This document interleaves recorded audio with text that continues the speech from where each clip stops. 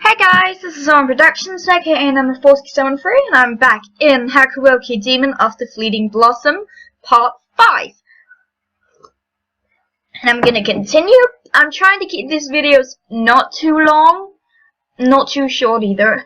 But I think since these videos are gonna be there about weekly now, I will try to, I will try to,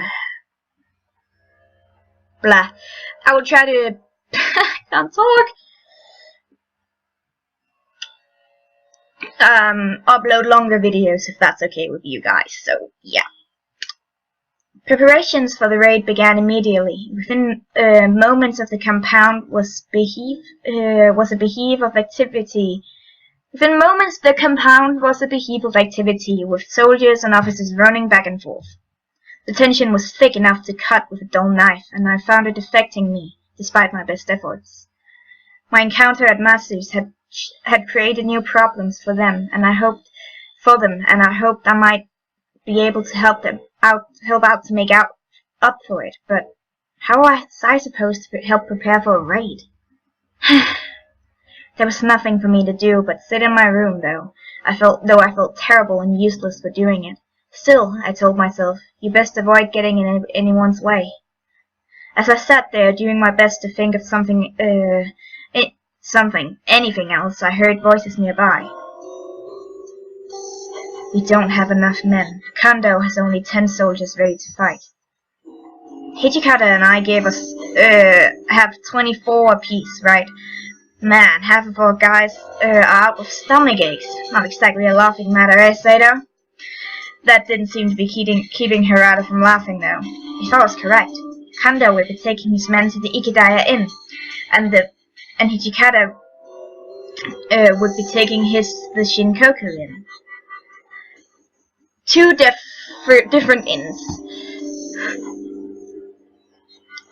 So, you think we'll bring him along on this one? It's a night mission, be perfect. Them. We've lost a couple the other day, but there should still be a few left, right? I think they won't be seeing combat for a while. They are having difficulty adjusting. They stop listening to orders as soon as they see blood. It's inconvenient. What? I swore I heard something about a relation to blood before. Reaction to blood before. No, this was something I wasn't supposed to hear. Did they not realize I was there? If they didn't, I could hardly announce my presence after what I'd heard. Yeah, just keep quiet and let them pass.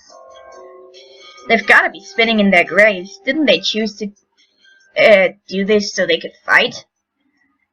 Sano, you only say that after someone's actually dead. Yeah, I guess you're right. They aren't really dead, are they? In fact, they're even harder to kill now. There's no doubt what I was hearing was not meant for me. I shoved my fingers into my ears and closed my eyes tight. The best I could do was make sure I didn't hear anything more. Oh, what are you doing here, Yukimura? My eyes flew open to see Kondo standing in front of me. I couldn't just sit there. I told him the truth about how I'd felt so useless and left my room to find some way to help. Oh, of course, I see. I know how you feel. The men are pretty excited, aren't they? Yes, excited. I would have said bloodthirsty. Would you care to join us? What? That was not what I expected him to say. You mean go on a raid with you? I don't know what I could... Well, we could certainly use a messenger, but if you'd rather not, then there's no need to feel obligated. Of course, the chief was only taking 10 soldiers. Well, alright, if I'll just be a messenger. His face split into a grin, and that's how I found myself on the way to the Ikidaya Inn to accompany the Shinsengumi on their raid.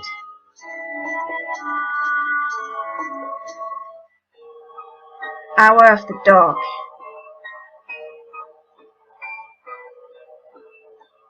Yeah, I gotta look that up.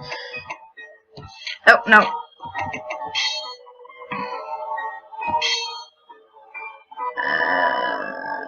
Hour of the Dog.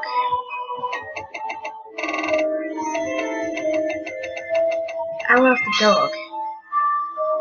Oh, Approximately 8 p.m. Then I know that. Wow, that's interesting. Really, I didn't know that. Well, okay. After we arrived at Ikidaya, I think it's Ikeda, but Ikidaya.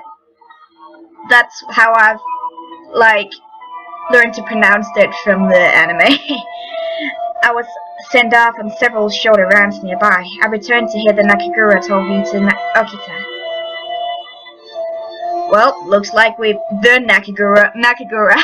Well, looks like we hit the jackpot on this one. Not sure if they're brave or stupid for meeting right next to a government building.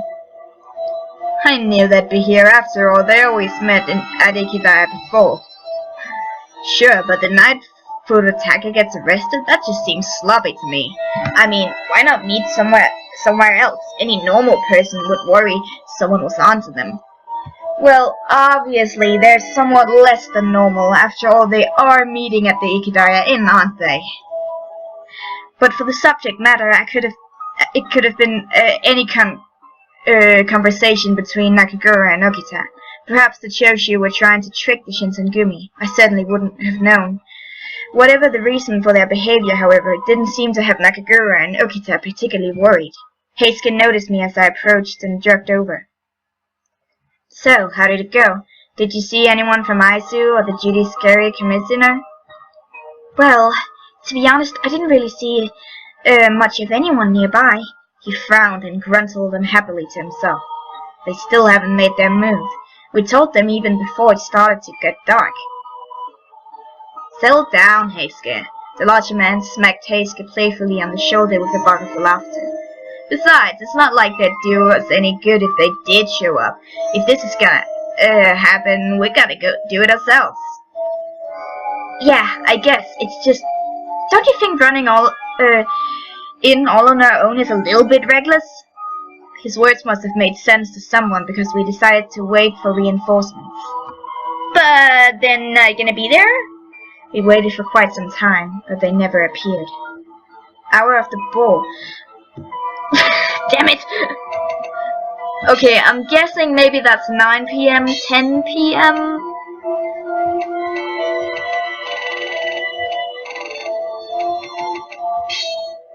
p.m. Gotcha. Do they all have names like that? That's pretty cool. I looked up to the sky. The moon had moved to a good part on its way across the sky since we'd arrived to the Ikidaya Inn. Damn it, it's getting pretty late. What do you want to do, Kondo? It's pretty lame if we just sat here all night and did nothing. The chief had been quiet for the last several hours, but when Okita spoke, he stood up and laid his hand on my shoulder. Yukimura, can you stay away from the Ikidaya Inn? Things are gonna get dangerous. The place is full of rebel soldiers. We don't intend to allow them to escape, but better safe than sorry. Then he stood up, gave me a smile, and ran into the inn. We are the Shinsengumi, retainers of the Lieutenant General of the Aizu domain. By imperial decree, you are all under arrest. The words were scarcely out of his mouth when a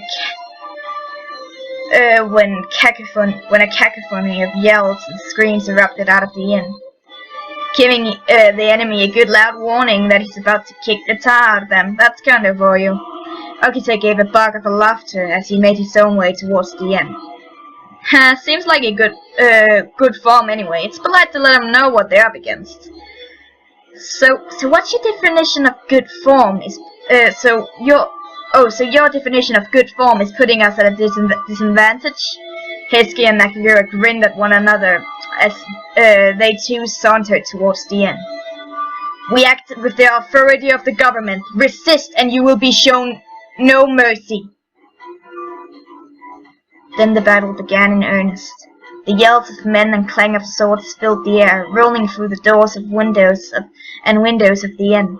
I could hear feet pounding upstairs and screams of men dying, the wet thud of bodies dropping to the floor. Damn it, there's too many of them. We need backup. Is there anybody still out there?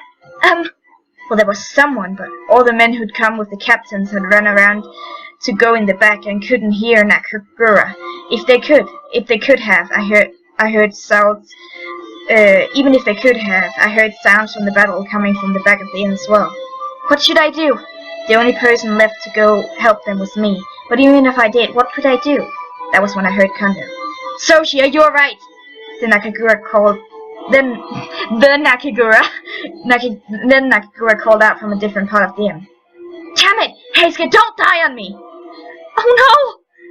I had no desire to go into a building full of men trying their best to kill one another. Even if I did, I had no illusions about my skill with the blade. I was sure to be killed before I'd even drawn it. But I could hardly sit by and do nothing.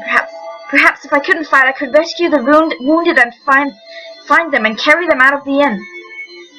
My mind made up, I steeled myself and ran in. Inside it was pitch black. The smell of fresh blood hit me in the stomach like a fist. The air reeked of it.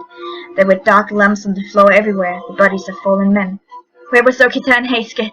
It had sounded like a good idea at the time, but as I looked around the charnel house, I realized there was no way I could possibly carry 2 men outside. I have to choose. I'm sorry, Heisuke, you cute little piece of patootie, but god damn it! I decided I had to look for Okita. I knew I'd never caused him trouble during the afternoon patrols, but he'd never called me out for it. It seemed only fair that if I tried to return the favor in some way. Gah! A Ronin exploded out of nowhere, falling down the stairs, screaming. My Kadachi was in my hand before I'd even realized I'd drawn it. He was halfway up when Kondo's sword slit through his heart. I just watched the man die. You! What are the rest of our men doing? He did his best to keep his tone calm, but I could tell my appearance had both surprised and worried him. I'm sorry, but can you go see Soshi? He's upstairs with one of these damnable Ronin. I doubt he'll lose, but he could still be hurt. His opponent looks like to be a difficult one. Yes, sir! I nodded quickly and ran after the carnage. He's upstairs! I took them 2 at a time and landed hard on the top floor. It didn't take long to spot him. Oh! Only 2 feet from me was Okita, locked in battle with the Ronin. I felt my stomach lurch. The cold ring of steel against steel tore through the air, and their blades flashed lines of light in the darkness. Oh, hello there. I know you. I know him. Definitely know him. I need a voice for him. This is the best you can manage. The strange Ronin's eyes narrowed, and his mouth curved into a smug smile. I'd seen Okita train with the soldiers, and his skill with blade had been clear, but this Ronin, the way he dodged, parried, and slowly drove Okita back almost seemed lazy. Well, I think that's about enough of that. It's time I was off. Try and follow, and you won't get any mercy from me. The blood and violence that was choking the inn had no effect on him, it seemed. He was so peaceful. In fact, he hardly looked as though he belonged in the middle of all that carnage. Sorry, pal, but I can't let you do that. You're our enemy, so you gotta die. A smile split his face for half a second and then launched himself at the Ronin. Their swords slammed together. I hadn't watched them fight for long, but to my untrained eyes, it looked as though the Ronin was a self-taught swordsman. His sword moved in large, crude arcs, while Okita responded with skill and finesse. In a contest of skill, Okita would have been a clear winner, but as their blades sprang apart, it was always Okita who found himself pushed back. The Ronin's sword was heavy but fast. It was clear he was Okita's superior in raw power. The summer heat had turned the air thick and humid. I could barely breathe. Sweat poured down my spine and beaded on my face as fast as I could wipe it off.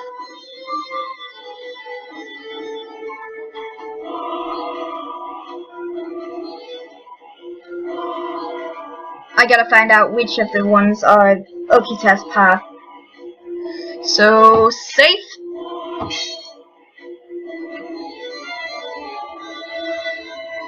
Give me a second.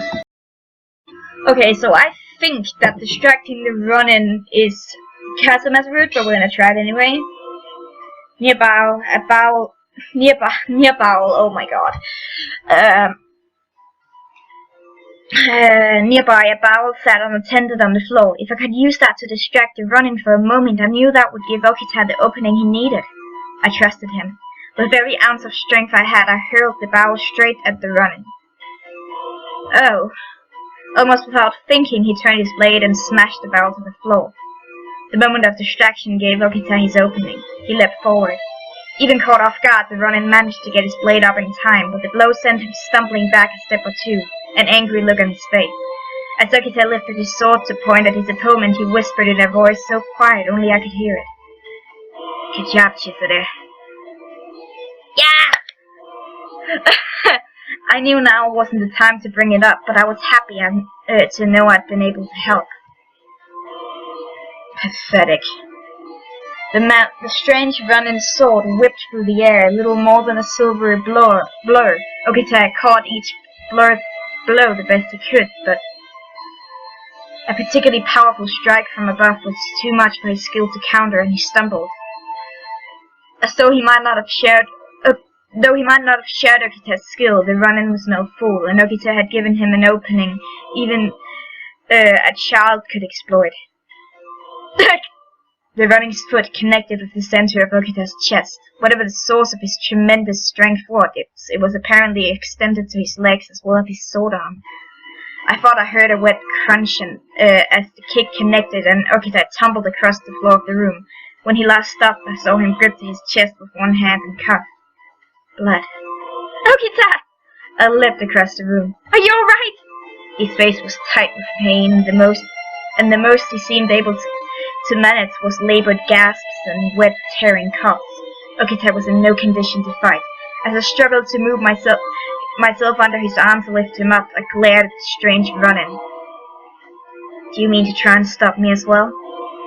Fight me if you wish. I have no compunctions about killing a child. I watched the tip of his blade drift up to point straight at me. With a groan of pain, Okita lifted himself up and stumbled between me and the running. No, Okita, you can't! There was a good chance he had broken bones, and if he was coughing up blood, then his internal organs could be damaged as well. He could barely stand, let alone fight. He had to have known that just as well as I did. But he stood firm. You're fighting me, right? Leave the kid alone. The running sneered. What a fool. Just what do you intend to do? You've wounded possibly fatally. You can scarcely stand. Shut up! I've still got some fight left, you bastard! As he shouted, new flecks of blood appeared on Okita's lips. Stop that! You're still coughing up blood! The Ronin regarded us with cold, disinterested eyes for a few moments, and then one smooth motion lifted his sword and slid it home into his scabbard. What? The moment their meeting was interrupted, my business here was at an end. His voice was cool and aloof, and aloof as his eyes. He lifted one foot to the broken windowsill and leapt out into the thick night air. He ran? No, he hadn't run. He was letting us go. Damn it! I can still fight! Okita! His voice was weak. Why did you do that? Okita turned his head to look at me. You always said you'd kill me if I got in your way. So why had he protected me? He raised a shaky eyebrow. Yeah, why did I do that? His words were beginning to slur. I'll figure that out later. But I really gotta kill that. Okita! His eyes fluttered and his body sort of folded as he collapsed on the floor. Huh? I've been so worried about Okita I hadn't noticed. The sounds of screaming men and clattering swords had disappeared. Is it over? The moment of words were out of my mouth, I heard the sound of labored footsteps on the stairs.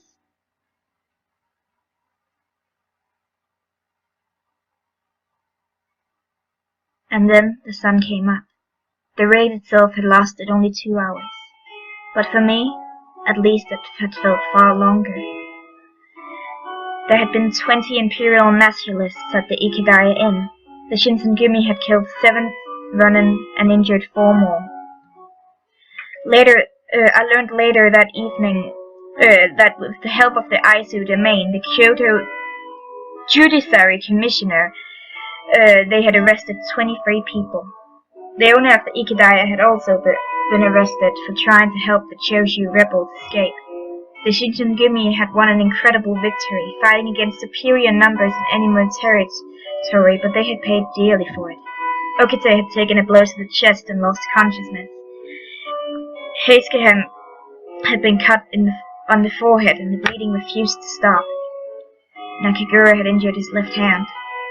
One of the Shinsengumi's soldiers had lost his life at the inn's rear entrance, and 2 others had been severely injured there as well. It didn't seem likely that they would survive. The Kyoto military and judiciary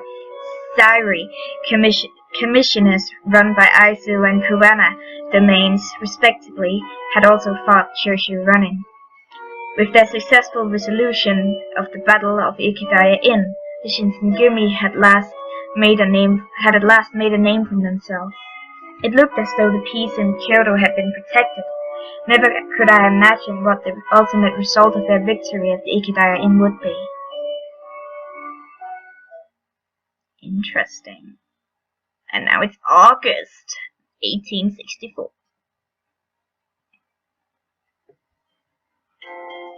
After the fight at the inn, I was able to leave the compound more often. I suppose after what I'd done, Hijikata thought I'd earned a little more trust. I didn't feel like I'd done anything that extraordinary, but I wasn't about to look a gift horse in the mouth. On this particular day, I was out on patrol with Harada and the 10th Division. Excuse me, Harada? The Shinsengumi is out patrolling day and night, right? But what exactly is it you do? Most of the men in the Shinsengumi were intimidating, death-dealing titans, but Harada was a rare exception, warm and friendly. Well, I guess we just do about everything. Obviously, we arrest people who decide they want to test out their swords on the townsfolk, and we go after people who steal or don't pay for their food. Sometimes we break up fights. People who don't pay for their food? And then there's the chumps who think they'll make a living out of the and living on the merchants. We'll take care of all that. It wasn't really the answer I expected. Most of the stuff they did wasn't as dramatic as I thought. As I thought back, I remember how excited they all been when they were preparing for the raid at the Ikidaya Inn. Now I understood why. What they'd done at the inn was a good deal more intense than their day-to-day work. A little further down the road, a couple of men in Shinsengumi blues were waiting at us. Nakagura! No, that's me. That's not him. Nakagura! Our separate rounds had brought us to the same spot. Hey there, Chizuru. You find anything out about your dad? I shook my head. No, nothing today. Come on, cheer up. There's always tomorrow, right? Yeah, you're right. There was something contagious about his optimism. Well, Shifhatsu, did you find anything exciting? Nothing in particular now, but, well, all the people on the street are acting busy, you know? I hadn't noticed it before, but he was right. They were acting strange, almost nervous. Yeah, looks like they're getting ready to move. Harada nodded. You think maybe they're worried about getting caught in the middle of war? What? War? That wasn't a war, was that?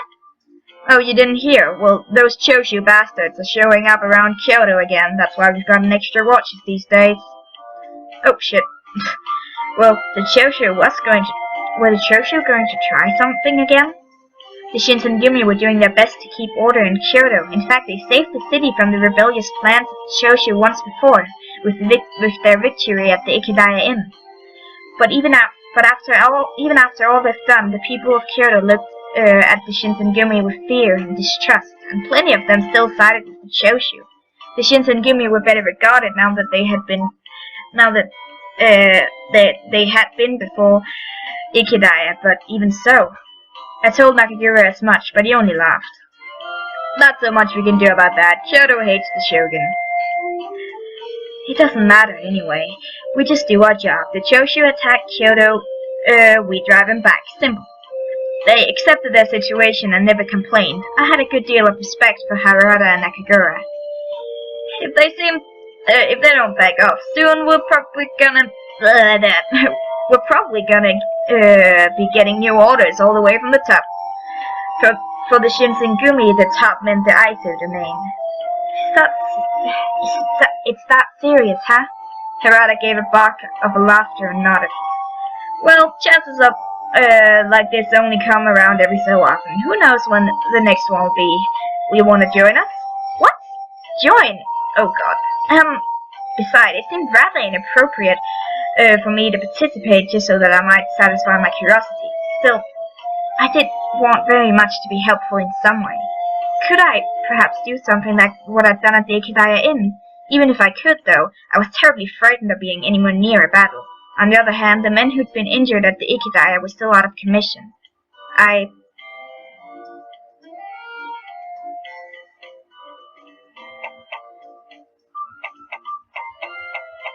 And I think what I'm gonna do is staying behind, because since Okita is injured and Heisuke is injured, they're not going, right? So I want to stay with Okita. My Okita-poo. I'll stay behind. The last thing I wanted was to be in the way. Besides, how could I justify participating when I wasn't even a true member of the Shinsengumi? A few days passed. Your medicine's ready. The tray I was carrying held medicine and some hot sake. The medicine was some powder, which manufactured by Hichikata's family. Give that to Soshi and Heisuke, and Sanan while you're at it. Sanan's eyebrows rose at the mention of his name. Oh, do you really think I need this? My insurance already healed. Just give it a shot, Sanan. They say the stuff works on just about anything. Sanan rolled his eyes but reached over to take his portion of medicine and sake. He had been telling the truth, though. His injuries had healed at least as much as they were going to, but his arm still refused to work probably. It was slowly becoming clear that it wouldn't probably never work probably again.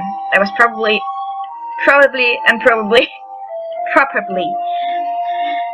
Man, that Ishida powder with hot sake is the best. I'm so jealous of you guys. Then why don't you have some? You're still hurt, aren't you? Nakagura had been injured at the Ikidaya Inn, but he recently declared he was completely healed despite the fact... No, wait! I'm sorry, someone came to see me. Despite the fact his wounds still looked rather painful. Nonetheless, he continued his normal training and even went on his rounds every day.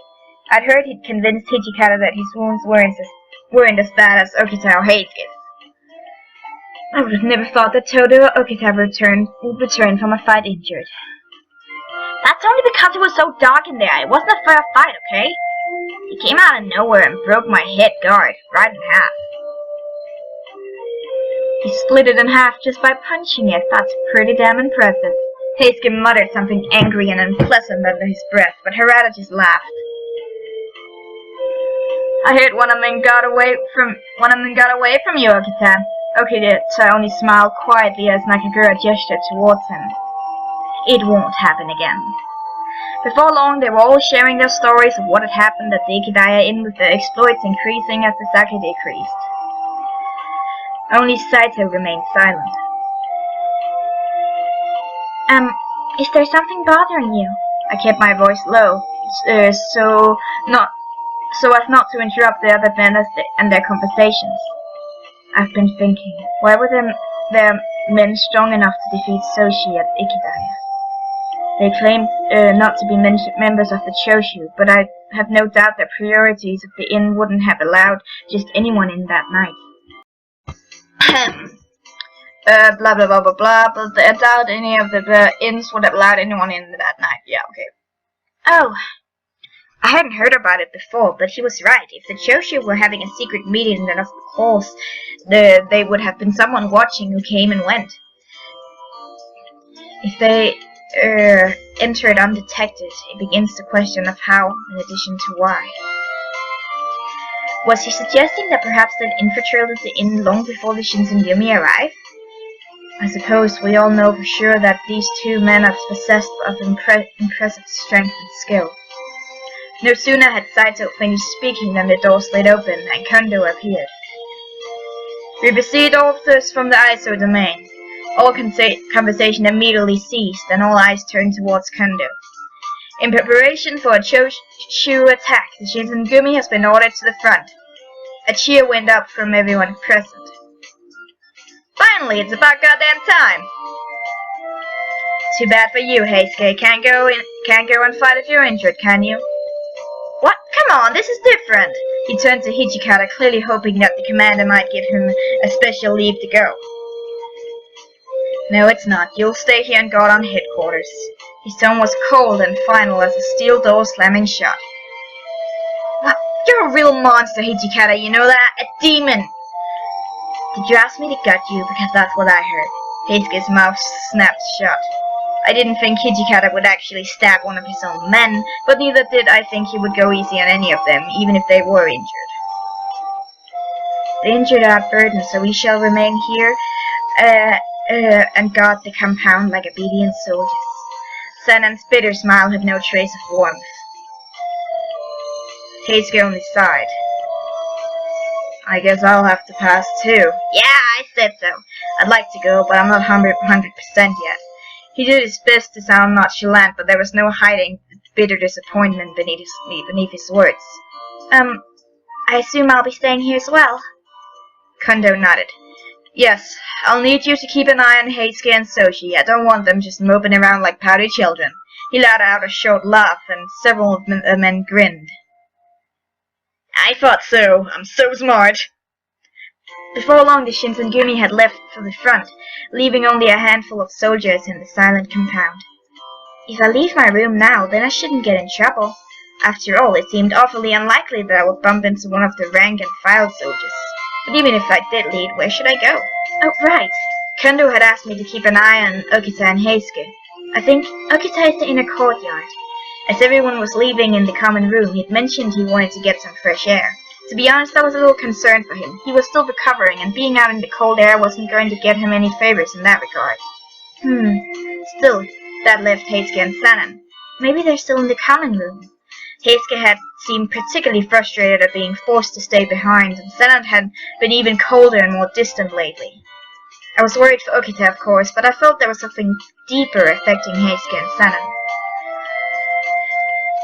After a few more minutes of thought, I'd made up my mind. Go to the inner courtyard.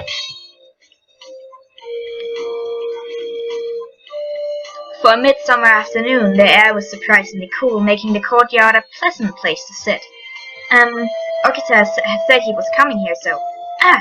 He was sitting in the corner of the shade, gazing up at the summer sky. I turned to look as well. It was a brilliant blue, and a distant breeze was pushing a few white wisps of cloud from one end to the other. How long had it been since I'd last looked up at the sky? Far too long, I thought, as I stretched my arms as far as I could, soaking in the sunshine and cool, clean air. Then at last I turned back to where Okita was sitting, or rather, where he had been sitting. While I had been enjoying the summer sky, he stood up and approached, and now he was right in front of me. My body stiffened and I felt my eyes widen. He raised a quizzical eyebrow.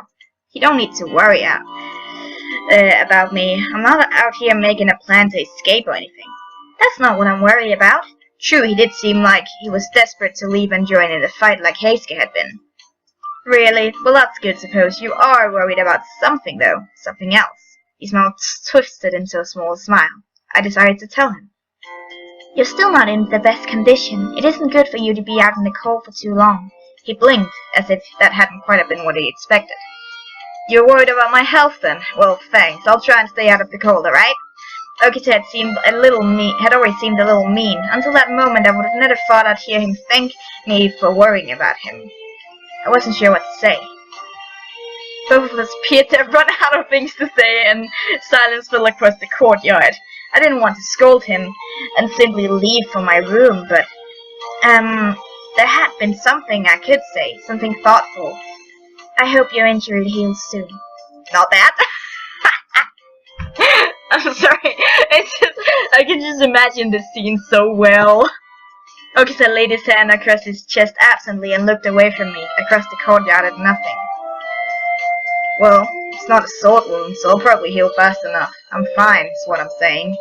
He was right, and that should have given him cause for joy, but his face didn't change. He blinked and looked back down at me. Are you thinking about salmon? He'd made a point to say I, even though he'd left it unsaid. I could see he was worrying about the man we both knew wouldn't be fine. Sanon's arm wasn't going to heal, at least not completely. It would never again hold a sword. Okita said nothing. He only cocked his head and smiled. I felt myself blushing. Was I wrong? He only grinned wider and shook his head. You're weird. You're a weird one, you know that? Well, excuse me for being weird then. But I must have looked rather upset. But he called me weird for no reason.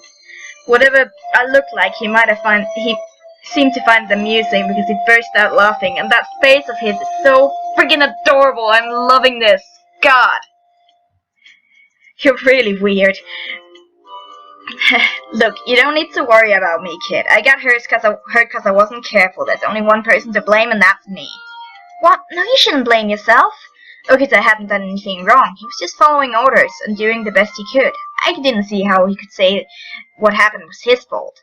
When I looked up, his smile was gone, and I couldn't bring myself to say anything more. He glanced down at me and turned up to look at the sky. It's a beautiful sky today, isn't it? Yes. The midsummer sun shone down on us, giving our skin a breath of warmth in the cool air. White clouds danced across the blue expanse, flying in front of a wind we couldn't feel. Where were the men who marched off earlier now, I wondered.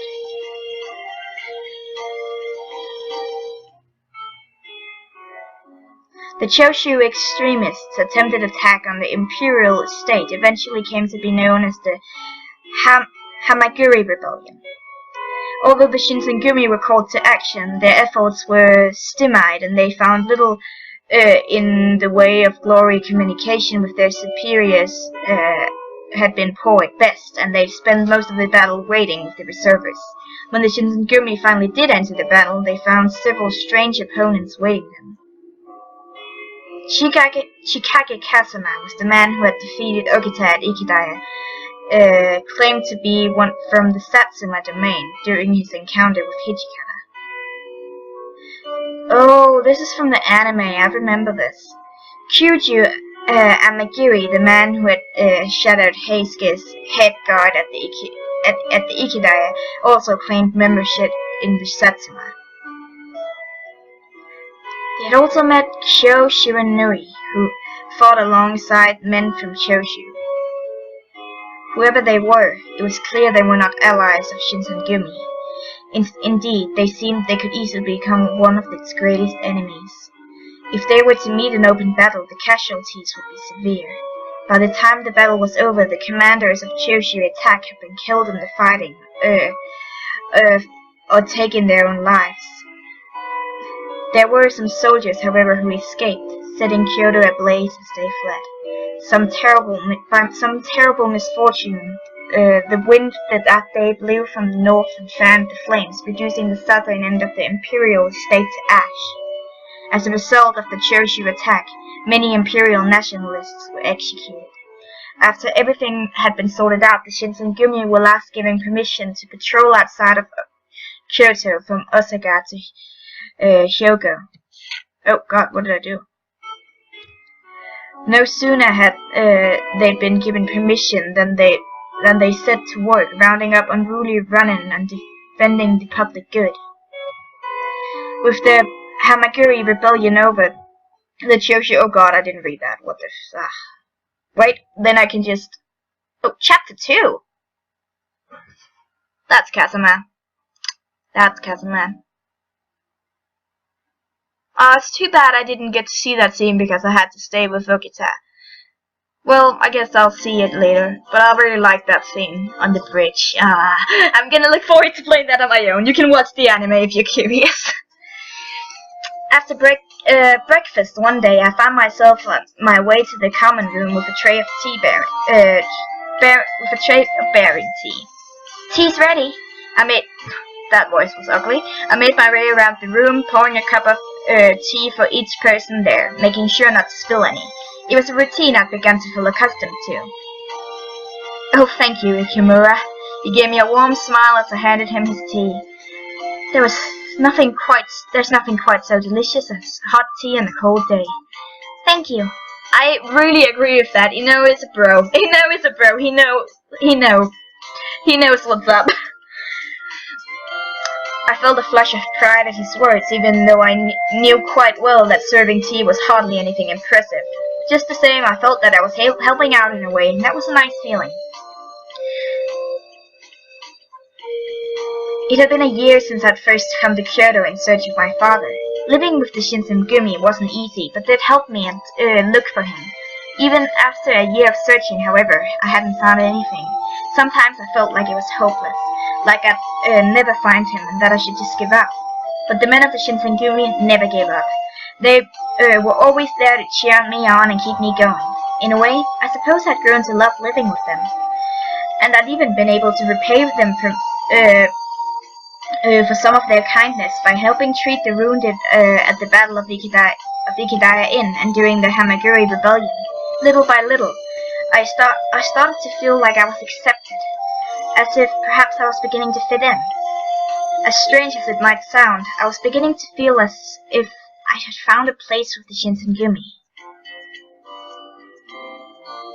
Then Hijikata spoke, and his words brought me back to the present. The Yagi has been good to us so far, but this place is getting crowded. I think that's the place where they are right now. True, it is getting a little small, especially with the new guys coming in. You're going to be getting even more soon, right? Heisuke was currently in Edo recruiting more men for the Shinsengumi ranks. It was always good to have more soldiers, but they were beginning to run out of space at the compound. The rank and file soldiers were being packed into smaller and smaller rooms. If we could move to a bigger place, that'd be great. The guys are starting to get a little grumpy about being packed together in those rooms every night. I couldn't exactly offer to share it, but I was starting to feel guilty for having a room of my own. Easy for us to say, but it's gonna be hard to find someone who's willing to let us stay at their place. You have something in mind? Hijikata's smile was almost predatory. The Nishihangwanji Temple. They're not gonna like that very much. You're thinking that we'll just force our way in? I wouldn't expect anything less from you, Hijikata. I didn't leave the compound much except to go on patrol with the men, so I still didn't know Kyoto very well, and I had no idea what sort of place this Nishihangwanji temple was. It's pretty big, I'll give you that, but I don't really think the monks are gonna take a bunch of soldiers living in their temple. Still, the location's great. We'll be able to get into the city a lot quicker than from out here in Mibu. Oh god, I'm doing it again. At the time, the Shinsengumi headquarters was in the Mibu area, which was on the outskirts of Kyoto. Oh god, I did it again! Harada was right. At the current the current location made it difficult for the Shinsengumi to reach some parts of Kyoto quickly, which reduced their effectiveness. Still, will they really not want us there? Saito only shrugged. Alright, I'll have to end the episode here. I'll see you in the next one. Bye!